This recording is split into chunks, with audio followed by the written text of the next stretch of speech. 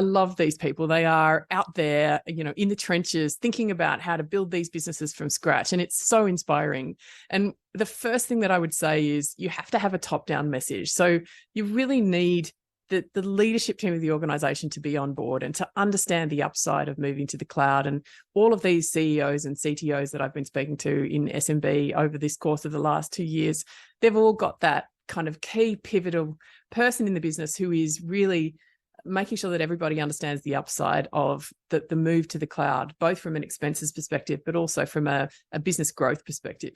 And importantly, from a customer perspective as well. Like, these are smart people who are understanding the future of my business is not necessarily going to look like it did. It's going to look like what our customers and our consumers want for the future. So there's those really pivotal kind of top-down leadership support discussions that are being had as soon as that business is starting to think about the cloud journey. Then you have a culture of innovation. So fostering a culture of innovation, not only do you have to have the people at the top talking about it, you also have to bring in a mindset across the organization that change is good and that innovation is good. And that's a really hard thing for a lot of people who are entrenched in their jobs to embrace, because, they know how to do the job as it is now. Asking them to go on a journey to sort of change their mindset and learn new skills is challenging. So you must foster a culture of innovation.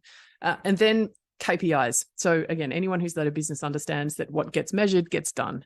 So what you need is KPIs that are measurable as you implement that strategy for change. So you've got to say, keep ourselves accountable. We said that we get this done by X time. Where is it at now? What do we need to do? What are the blockers? How do we get through those to the next stage? And then obviously your employees are pivotal to this. And when you're in a small business, even more so, because you're not necessarily going to have an army of tech executives or engineers to help you.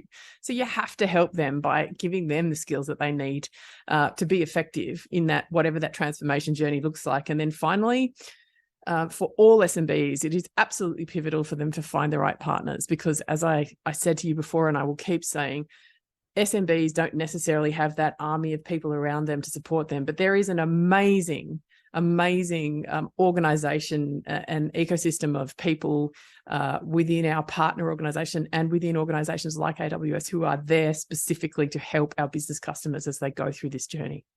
They're not there to say, all right, we got you, we're out the door. And I think that's really key, because in the last couple of years, AWS has doubled down on their partners and invested heavily into them, because they're key to everything, because happy customers, and they want to make sure, I think skills are really important, because with SMBs, the same person who is writing the code or deploying it is probably the same person who's managing it. You don't have the ops versus the DevOps. So, you have the guy or girl, multi hats, managing this entire environment. So you have to make sure you have the right skills to make this journey successful.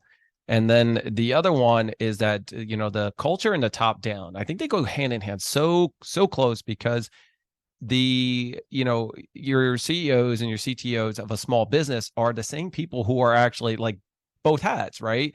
And if they are truly innovative and they're not saying, yeah, we're going to cloud, we're going to get that there. Well, what does that look like?